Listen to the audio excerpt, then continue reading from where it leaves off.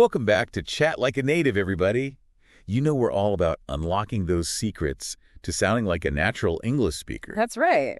And, well, today we're going to explore something, I guess you could say it's a bit of a secret weapon for taking your fluency to the next level. I like it. A secret weapon? Yeah. I'm intrigued. It's phrasal verbs. Ah, yes. Phrasal verbs. Those combinations of verbs and prepositions or adverbs. Yeah. That can make English sound so dynamic and, well, colorful. Okay. I have to admit, whenever I see the term phrasal verb, my brain kind of freezes up. It's understandable. Maybe because they seem so unpredictable. Right. Can we break it down? Like, what are they exactly? And Yeah. why are they so important? Sure. So think of them as the dynamic duos of the English language. You take a simple verb like take, and then you team it up with a preposition or an adverb like off, up, or down. Okay. And all of a sudden you have a whole new meaning. So like take off, that can refer to an airplane, leaving the ground, or even someone removing clothing. Oh, so that's why they can be so confusing. Exactly. One phrase, but multiple meanings. No wonder it trips people up. But you said they're a secret weapon. How so? Well, think about it. Native speakers, we use phrasal verbs all the time, constantly, in casual conversation. It's like a shortcut to expressing yourself more naturally and fluently. Oh, okay. They add a color and nuance that you just don't get with more formal language. So if I really want to sound like I belong, Yeah. I can't just rely on textbook grammar. Well, textbook grammar is essential, of course. Right. But to truly capture the essence of everyday English, you need to embrace the wonderful world of phrasal verbs. All right, you've convinced me. Yeah. But where do I even begin? I've tried memorizing lists in the past, but they never seem to stick. I'm not surprised. Just trying to memorize a bunch of phrases out of context, it isn't very effective, and it's definitely not fun. The key to mastering phrasal verbs is to understand how they're actually used in real-life situations. Okay, so how do I do that? Do I need to, like, move in with a British family and immerse myself 24/7? Well, that might be fun. Yeah. There are less drastic ways to immerse yourself. Okay. Think about it. You're already surrounded by phrasal verbs every day, whether you realize it or not. Really? Yeah. They're in the songs you listen to, the shows you watch, even in casual conversations that you overhear. I guess I just haven't been paying close enough attention. It happens. But how do I move beyond just hearing them to actually understanding and using them correctly? It's all about being an active listener. When you encounter a phrasal verb you don't recognize, don't just gloss over it. Take a moment to think about the context. What's happening in the scene? What emotions are being expressed? How does that phrasal verb fit into the overall message? That makes sense. It's like becoming a detective for phrasal verbs. Exactly. But I have a feeling there are going to be times when the meaning just doesn't click. Of course. What then? Then it's time to do a little digging. You can look up the phrasal verb in a dictionary or an online resource. But don't just settle for the first definition you see. Pay attention to the different nuances and examples provided. Oh, right, because we talked about how a single phrasal verb can have multiple meanings. Exactly. So I need to consider all the possibilities and see which one fits best in the situation. Yes. And here's a little secret. Sometimes even native speakers have to stop and think about the meaning of a particular phrasal verb, Oh, really? especially if it's one they haven't encountered very often. That makes me feel a bit better. So it's not just me struggling with these tricky little phrases. Not at all. Phrasal verbs, they're a challenge for everyone, even native speakers. But the more you expose yourself to them, the more you start to pick up on the patterns and nuances. It's like learning a secret code. It unlocks a whole new level of fluency. I'm starting to see why you call them a secret weapon. They really do add another dimension to the language. Yeah. But you know what? As we're talking about all this, I'm realizing I'm still a little unclear on why focusing on phrasal verbs is more beneficial than perfecting my grammar. It's not that one is more important than the other. It's about understanding the different roles they play in language learning. Okay. Grammar is like the foundation of a house. It provides structure and stability. But phrasal verbs are what bring that house to life, giving it character and making it feel like a home. I love that analogy. So it's not about choosing one over the other. Right. It's about finding the right balance between them. Precisely. And for intermediate learners like you, who already have a decent grasp of grammar focusing on phrasal verbs, well, it can be a game changer for boosting fluency and sounding more natural. So if I want to really chat like a native, I need to embrace these phrasal verbs, Yes. even though they might seem a little intimidating at first. Exactly. Think of it as a challenge. An opportunity to add a new layer of depth and richness to your English. And who knows, you might even find yourself having a little fun along the way. I hope so. Yeah. It's interesting, how phrasal verbs often convey a feeling or idea more vividly than a single, more formal word. Oh, for sure. Yeah, I've noticed that. Like, you give me an example? Sure. Let's say you want to talk about researching something. Uh-huh. You could use the formal verb investigate, but saying look into just feels more natural. It does, yeah. More conversational, right? It does. It's like look into has this sense of curiosity and exploration that investigate just doesn't quite capture. Exactly. And that's one of the reasons why phrasal verbs are so valuable. They allow you to express yourself with more nuance, more personality. It's not just about conveying the basic meaning. It's about adding a touch of color and emotion to your language. I see. I'm starting to see how mastering phrasal verbs can really elevate my English. It's like adding that secret ingredient to a recipe. It transforms something ordinary into something special. I like it.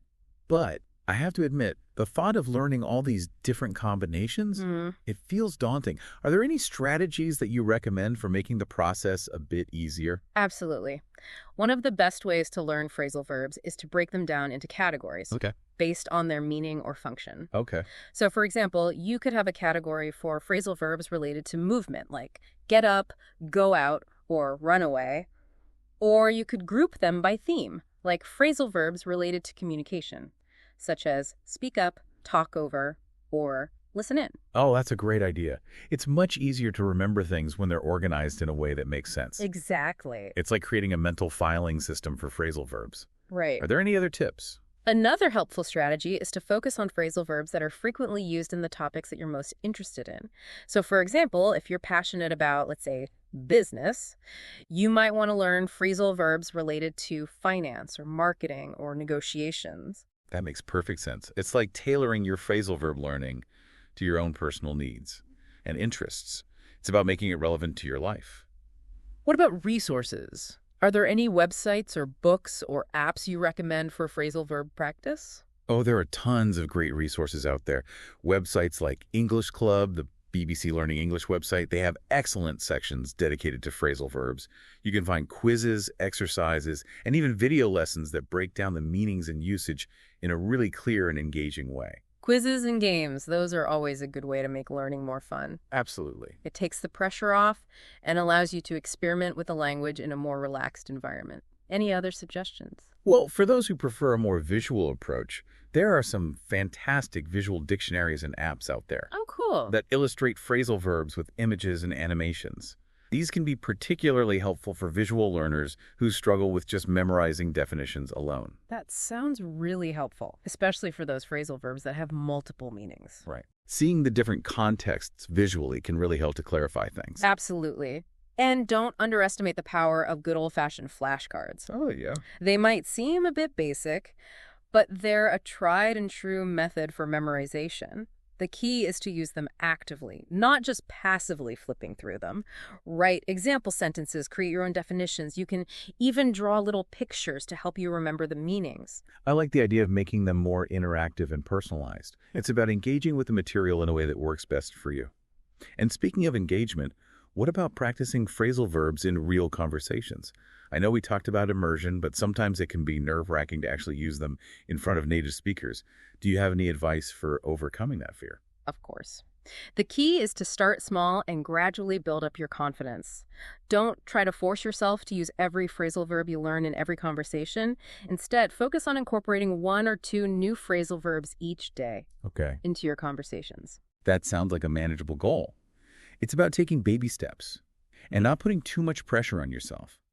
But what if I make a mistake? I don't want to sound awkward or unnatural. Everyone makes mistakes, even native speakers. It's part of the learning process.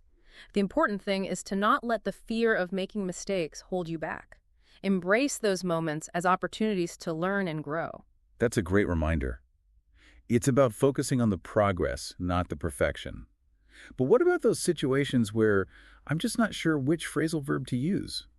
It can be hard to choose the right one when there are so many options. That's a common challenge, especially when phrasal verbs have overlapping meanings. In those cases, it can be helpful to think about the specific nuance you want to convey. What's the tone of the conversation? Who are you talking to? What's the overall context? So it's about paying attention to the subtle cues and choosing the phrasal verb that best fits the situation. It's almost like choosing the right tool for the job. Exactly. And just like any skill, the more you practice, the more intuitive it becomes. You'll start to develop a natural feel for which phrasal verbs work best in different situations. This has been incredibly helpful. I'm starting to feel a lot more confident about tackling phrasal verbs. Good. They don't seem so intimidating anymore. That's great to hear. And remember, the journey of learning phrasal verbs, it's ongoing. There will always be new ones to discover and nuances to master. Embrace the challenge and enjoy the ride. I'm definitely ready to embrace the challenge. Yeah. But before we move on to more tips and strategies, I'm curious to know if you have any favorite phrasal verbs, those go-to phrases that you find yourself using all the time. Oh, that's a tough one. There are so many great phrasal verbs to choose from, but if I had to pick a few, I'd say. I feel like we've uncovered some really valuable insights today about phrasal verbs. Yeah, it's been a fascinating exploration.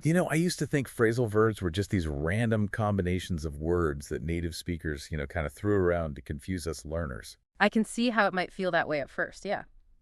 But as we've discussed, there's actually a lot of logic and structure behind them. Right. Once you start to understand the patterns and nuances, they become much less intimidating. Absolutely. And I love how you've emphasized that it's not about memorizing these endless lists, Right. but rather about immersing yourself in the language. Yes. And paying attention to how phrasal verbs are used in context. Exactly. It's about developing an ear for the natural rhythms and expressions of English.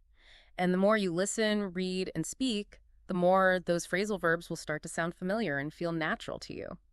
I've definitely made a mental note to start actively listening for phrasal verbs in my everyday life. I think I've been missing out on a whole layer of meaning by just focusing on the basic vocabulary. I encourage you to do that. Pay attention to the songs you listen to, the shows you watch, even the conversations you have with friends and colleagues. You'll be amazed at how many phrasal verbs you encounter on a daily basis. And I think one of the most important takeaways from today is that it's okay to make mistakes. It is. Mistakes are an inevitable part of learning any language. In fact, they're often the best way to learn. So true. It's about embracing those moments of imperfection and using them as stepping stones to fluency.